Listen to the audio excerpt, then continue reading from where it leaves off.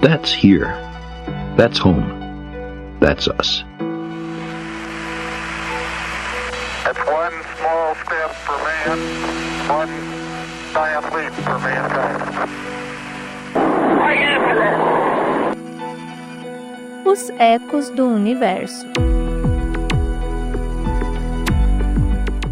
Geralmente, aqui no Ecos do Universo, a gente fala de grandes nomes da astronomia, mas quase sempre daqueles que fizeram carreira no mundo ocidental, alguns estadunidenses, europeus, brasileiros. E existe um mundo inteiro riquíssimo que a gente ainda pouco explora, o dos asiáticos, dos árabes, dos povos nativos. Pensando nisso, a personagem de hoje faz parte de um universo político que ficou no passado, mas cujas contribuições científicas foram enormes. E é uma pena mesmo, porque estamos falando de uma mulher que dedicou a vida inteira a desvendar os mistérios da coroa solar e que, apesar da importância do trabalho dela, segue pouco conhecida fora dos círculos especializados. Estamos falando dela, Evgenia Yakovlevna Bugaslavskaya. E antes mesmo de entrar na trajetória dela, já esbarramos numa curiosidade que diz muito sobre o período em que ela viveu. O sobrenome original da família era Boguslavski, e uma distorção histórica provavelmente ligada às convulsões políticas da época acabou alterando a grafia para Boguslavski. Existe até uma fotografia antiga do coletivo da Sociedade Astronômica e Geodésica, onde Evgenia e a sua irmã aparecem. E ali o nome ainda está escrito como Boguslavski, com O no começo, e não U. Mas as fontes principais e até a lápide do túmulo da família usam Boguslavski. Evgenia nasceu em Moscou em 9 de dezembro de 1899, pelo calendário antigo ou juliano, ou 21 de dezembro pelo calendário moderno, o gregoriano. A irmã mais velha, Natalia Yakovlevna, havia nascido um ano antes, em 1898. O pai, Yakov Mikhailovich, nascido em 1865, era funcionário público. E a mãe, Nadezhda Alexandrovna, nascida em 1868, se dedicava à educação das filhas. Os avós maternos, inclusive, chegavam a fabricar os próprios materiais didáticos para as crianças, o que mostra um compromisso bem grande da família com o conhecimento, o que era muito raro para a época. Todo o aprendizado inicial das duas irmãs aconteceu em casa, sob orientação da mãe, e foi o pai, com grande interesse por ciências naturais e principalmente por astronomia, quem despertou nas duas essa paixão pelo céu. E olha que precisão, algumas observações das manchas solares feitas por Evgenia, ainda na época da escola, já eram tão bem fundamentadas que entraram nos boletins internacionais da atividade solar. Em 1918, com a Rússia mergulhada na revolução e em transformações profundas, as duas irmãs se tornaram membros da Sociedade de Amadores de Astronomia de Moscou e depois passaram a atuar ativamente no coletivo de observadores, o famoso KOLNAB, K-O-L-N-A-B, dentro dessa mesma sociedade. A Natália, aliás, também construiu carreira sólida como astrônoma, pois passou a estudar ciências físico-matemáticas e virou secretária científica da comissão da filial de Moscou da Sociedade Astronômica Geodésica, além de se tornar professora no Instituto Pedagógico de Moscou e também diretora científica do Departamento de Sol dentro do próprio KOLNAB. A vida profissional de Evgenia começou cedo, primeiro como coletora de materiais históricos, depois como desenhista em oficinas de materiais didáticos do Comissariado do Povo para a Educação. Em 1924, ela concluiu com distinção o curso de astronomia na Universidade Estatal de Moscou, e a Natália recebeu a mesma honraria um ano antes. E desde o segundo ano da faculdade, Evgenia já trabalhava como calculista na Comissão Especial para o Estudo da Anomalia Magnética de Kursky. No ano seguinte, passou a liderar um grupo de pesquisa no Escritório de Cálculo da Sociedade de Amadores de Astronomia. Esse grupo calculava efemérides de planetas menores, coordenadas físicas da Lua, cartas do movimento aparente dos planetas e os momentos de ocultação de estrelas pela Lua, dados enviados para institutos de Moscou, Kharkiv e Odessa. Essas informações alimentaram o calendário astronômico russo. publicado pelo Círculo de Amadores de Física e Astronomia de Nizhny Novgorod, e eram essenciais para a astronomia prática daquele momento. Entre os anos de 1925 e 1928, ela foi aluna de pós-graduação no Instituto de Astronomia e Geodésia da Universidade de Moscou. Mas entre 1928 e 1932, atuou como engenheira geodésica no Departamento Topográfico Militar do Exército Vermelho. Uma fase em que, mesmo sendo especialista em astrometria fotográfica, precisou trabalhar fora da própria área por razões que não estão completamente documentadas. Em 1932, ela defendeu a dissertação de mestrado com o título de Estudo da lente astro Tessar de Zeiss do ponto de vista do processamento de chapas de grande angular, e entrou como pesquisadora do recém-criado Instituto Astronômico Estatal Sternberg, o GAISH, que tinha sido formado em 29 de junho de 1931, por decisão do Comissariado do Povo para a Educação, a partir da fusão do Observatório Astronômico da Universidade de Moscou, do Instituto de Astronomia e Geodésia da própria universidade e do Instituto de Astrofísica do Comissariado do Povo. A partir de 1934, ela já começou a lecionar astrometria fotográfica na Universidade de Moscou, formando novas gerações de astrônomos. O grande foco de Evgenia era a coroa solar, e foi justamente nessa época que ela passou a liderar expedições para observar eclipses em pontos remotos do vasto território soviético. A primeira grande expedição foi em 1936, para o eclipse total de 19 de junho, cuja faixa da totalidade se estendia de Novorossiysk, no sul da Rússia europeia, até Khabarovsk, no extremo oriente do país. A preparação começou ainda no verão de 1933 e contou com 17 expedições soviéticas, várias europeias e mais de uma dúzia de expedições geodésicas, todas coordenadas por rádio. Evgenia atuou em 2 pontos estratégicos. Primeiro em Kustanai, no Cazaquistão, com um coronógrafo padrão, e depois na vila de Bochakarayov, no extremo oriente, trabalhando com o colega Yaroslav. A diferença de horário entre os 2 pontos era de 1 hora e 57 minutos, o que permitia comparações muito boas. Os objetivos incluíam estudar a distribuição de intensidades na coroa em raios fotográficos e investigar possíveis mudanças rápidas. Eles obtiveram cerca de 30 fotografias. E analisando esse material,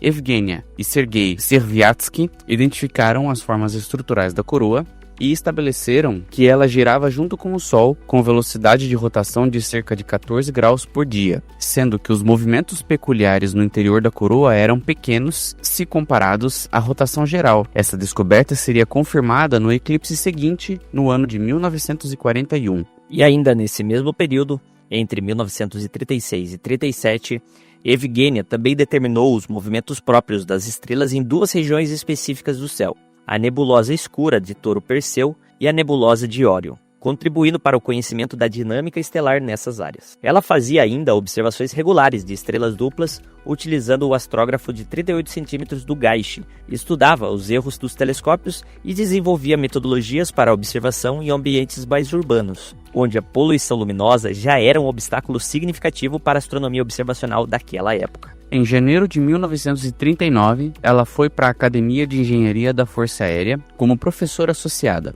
mas já em 1940, no ano seguinte, voltou para a universidade, o que mostra como o vínculo dela com o GAISH e com os estudantes de Moscou era mais forte do que qualquer outra oportunidade profissional. Com a guerra, em 1941, ela foi evacuada com a equipe para Sverdlovsk, na região dos Urais. E mesmo longe das condições ideais, continuou as pesquisas sem interromper. E foi justamente em 1941, em 21 de setembro, que aconteceu o eclipse observado em Alma-Ata, no Cazaquistão. A expedição do GAISH se instalou no platô de Kamensk, conhecido como Colina do Eclipse, e Evgenia também fez observações em Jelinek, a leste de Alma-Ata. Lá, com desenhos detalhados da coroa interna, orientados por proeminências cromosféricas, ela determinou que as velocidades do movimento interno na coroa eram de vários quilômetros por segundo, um dado preciso que ajudou a entender a dinâmica dessa camada complexa do nosso Sol. Em 1945, o eclipse foi observado em Rybinsk,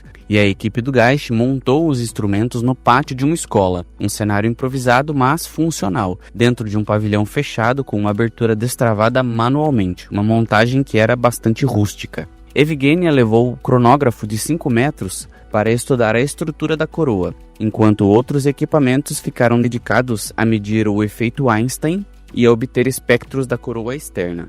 Se o clima tivesse colaborado, a chapa fotográfica precisaria ser repetida 6 meses depois, com o Sol numa posição completamente diferente. Mas o tempo sempre joga contra quando o assunto é a observação astronômica. Naquele dia, o céu estava nublado e frustrou todos os planos. Então, nenhuma observação acabou sendo feita. Ainda assim, essa expedição ficou marcada por uma história que virou lenda entre os astrônomos, envolvendo o jovem Iosif Shklovsky, que mais tarde se tornaria um dos astrofísicos teóricos mais importantes do século XX e integrante da União Astronômica Internacional. Esse mesmo Shklovsky, nessa época ainda assistente de laboratório, recebeu a tarefa de cortar um círculo de madeira para calibrar o espectrógrafo. Ele fez isso com uma paciência meticulosa, furando pequenos pontos ao redor da circunferência, quando o colega Alexander Lozinski, vendo aquilo, declarou que conseguiria fazer o mesmo em apenas 2 minutos. Parece bobagem, mas a aposta envolvia a ração diária de açúcar que eles recebiam, um bem extremamente precioso logo depois do fim da guerra, em 1945. O Lozinski foi engenhoso. Ele pegou um prego, fixou no centro da madeira, amarrou um barbante do tamanho exato do raio desejado, prendeu outro prego na ponta do barbante e, com algumas voltas rápidas, cortou um círculo perfeito, deixando Shklovsky frustrado e sem o doce daquele dia. É uma história que mostra que, mesmo em meio a expedições científicas rigorosas e condições históricas difíceis, esses astrônomos encontravam momentos de descontração e camaradagem que aliviavam a tensão do trabalho. Ainda em 1945, Evgenia retomou as observações fotográficas de nebulosas extragalácticas e de planetas menores usando o astrógrafo de 15 polegadas do Observatório Krasnaya Presnya, ampliando ainda mais o próprio escopo de atuação. Em 1947, ela foi eleita secretária científica do Conselho Central da Sociedade Astronômico-Geodésica de toda a União, um passo importante na trajetória dela como organizadora da ciência soviética. E em 1947, já no ano seguinte, vieram algumas das publicações mais importantes de sua carreira, como o livro-texto Astrometria Fotográfica, aprovado pelo Ministério da Educação Superior da União Soviética, como material didático oficial para as universidades, e o verbete Sol para a Grande Enciclopédia Soviética, escrito em coautoria com o colega Parinsky. Ainda em 1947, ela publicou o artigo Fluxos Coronais Diretos e Perturbações da Ionosfera nos anais da Seção de Propagação das Ondas de Rádio da Sociedade de Engenharia de Rádio e Telecomunicações. A sua consagração acadêmica veio no ano seguinte, em 1948, com a defesa de sua tese de doutorado, intitulada Estrutura da Coroa Solar, na qual ela analisou os eclipses que observou em 1936, 1941, 1945, 1952 e, por fim, 1954, além de materiais de eclipses ocorridos entre 1887 até 1941, um grandioso intervalo. Ela estudou a dependência da inclinação dos fluxos coronais em relação à fase do ciclo solar e à latitude heliográfica, estabelecendo correlações importantes para a física solar. Em 1949, ela foi nomeada professora da Faculdade de Física e Matemática da Universidade de Moscou, consolidando a posição dela como uma das principais astrônomas do país, e teve um papel fundamental na renovação da base científica do GAISH, para a formação dos estudantes do Departamento de Astronomia. Em 1950, ela publicou a tese Estrutura da Coroa Solar nos Anais do GAISH, sob edição do membro correspondente da Academia de Ciências, Alexander Mikhailov. Avançando para 1951, publicou em coautoria com Astapovich, Bronstein e Mikhailov o livro Eclipse Solar de 25 de fevereiro de 1952 e sua observação, já antecipando o eclipse que viria a seguir. E foi justamente em 25 de fevereiro de 1952 que ocorreu o eclipse observado em Ashgabat, no Turcomenistão. Evgenia levou de novo o cronógrafo de 5 metros e comparou a estrutura da coroa com os dados disponíveis, buscando correlações entre as características observadas e o ciclo de atividade solar. Nessa expedição surgiu uma discussão científica significativa. O colega Parinsky usando um espectrógrafo nebular, detectou uma linha de emissão de cálcio ionizado bem acima da superfície solar e argumentou que era um fenômeno coronal genuíno, enquanto a colega Makarova defendia que podia ser luz da cromosfera espalhada por nuvens cirrus. Sem nenhum consenso, o Parinsky optou por não publicar o resultado, o que foi visto como um exemplo de rigor metodológico e honestidade científica. E teve também um episódio curioso nessa mesma expedição. Um estudante novato, chamado Pyotr Tchetlov, estava tão ansioso para suas primeiras observações que no momento crítico do eclipse esqueceu de remover a tampa da objetiva do instrumento e não conseguiu registrar imagem nenhuma, ficando inconsolável diante da perda daquela oportunidade única. Mas, apesar do erro, a equipe levou o caso na esportiva. Em 1954, no dia 30 de junho, o eclipse foi observado em Nevinomysky, no Cáucaso, com uma equipe especialmente numerosa, incluindo Evgenia, que, de novo, com o coronógrafo padrão de 5 metros, estava contribuindo, entre outros pesquisadores e seus instrumentos. O próprio Shklovsky, que já era nesse momento um teórico consagrado, estava na equipe para finalmente ver ao vivo a coroa que ele só conhecia pela teoria, depois de tentativas anteriores, também sem sucesso. A expedição contava com filtros novos de interferência e polarização para as linhas coronais verde e vermelha, fabricados recentemente no Instituto Óptico do Estado para o novo observatório da universidade, usados numa montagem horizontal com linhas objetivas Steinhell e heliostatos. Na parede do pavilhão onde ficava o espectrógrafo, o Shklovsky, que também desenhava muito bem, fez um dragão devorando o sol. Estava tudo pronto para o momento decisivo, mas o dragão acabou sendo substituído por nuvens de tempestades de verdade que encobriram o céu. E Shklovsky, mais uma vez, não conseguiu ver a coroa que tanto estudava. Nesse mesmo ano, de 1954, Evgenia publicou em coautoria com Bronstein e com a sua própria irmã Natália o guia Eclipses Solares e suas observações, voltado justamente para o eclipse daquele ano.